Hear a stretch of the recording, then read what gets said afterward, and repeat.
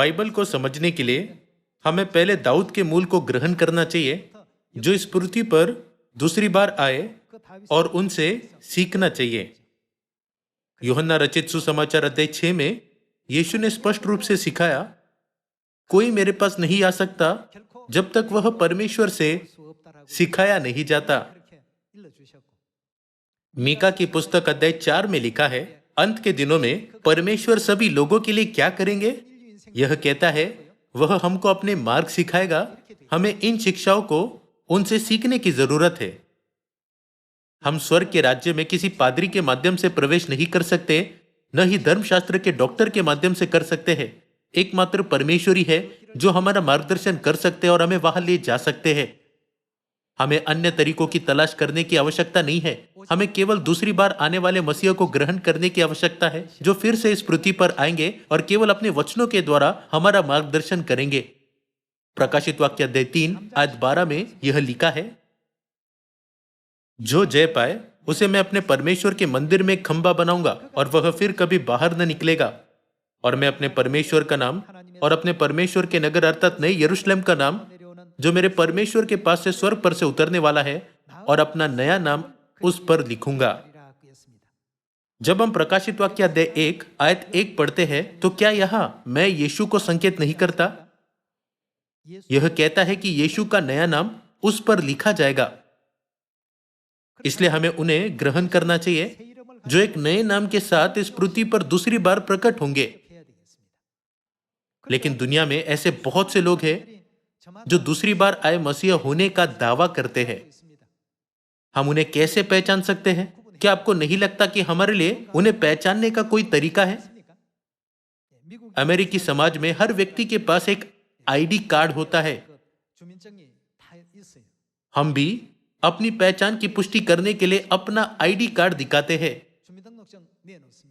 यहां तक कि सियोल से जेजू द्वीप जाने के लिए भी आप तब तक विमान में नहीं चढ़ सकते जब तक आपकी पहचान की पुष्टि नहीं हो जाती। उसी तरह क्या आपको नहीं लगता कि दाऊद के मूल के लिए एक निश्चित पहचान होनी चाहिए, जो इस पृथ्वी पर दूसरी बार आए हैं? आइए हम यशाया अध्याय 55 आयत 3 पर एक नजर डालें। कान लगाओ और मेरे पास आओ, सुनो, तब तुम जीवित रहोगे, और मैं तुम्हारे साथ सदा की वाचा बांधूंगा, अर्थात दाऊद पर की अटल करुणा की वाचा। यहां यह कहता है कि दाऊद से एक सदा की वाचा बांधने का वादा किया गया है। तब आइए हम इब्रानियों अध्याय 13 के माध्यम से देखें कि सदा की वाचा क्या है। अध्याय 13 आयत 20, अब शांतिदाता परमेश्वर, जो हमारे प्रभु यीशु को, जो भेड़ों का महान रखवाला है, सनातन वाचा के लहू के गुण से मरे हुओं में से जिलाकर ले आया। यीशु ने सनातन वाचा के लहू के बारे में कहा और कब सिखाया?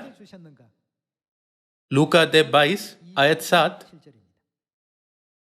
तब अख़मीरी रोटी के पर्व का दिन आया, जिसमें फसह का मेमना बलि करना आवश्यक था।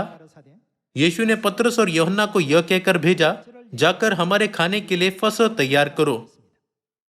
आयत 19, फिर उसने रोटी ली और धन्यवाद करके तोड़ी और उनको यह कहते हुए दी, यह मेरी देह है जो तुम्हारे लिए दी जाती है, मेरे स्मरण के लिए यही किया करो। इसी रीति से उसने भोजन के बाद कटोरा भी यह कहते हुए दिया। कटोरे के अंदर फसह का दाखमधु था। यह कटोरा क्या है? मेरे उस लहू में जो तुम्हारे लिए बहाया जाता है, नई वाचा है। हम पुष्टि कर सकते हैं कि इब्रानियों अध्याय 13 आयत 20 में सनातन वाचा और यशायाह अध्याय 55 में दाऊद से बांधी गई वाचा नई वाचा को संकेत करती है। आपका बहुत बहुत धन्यवाद।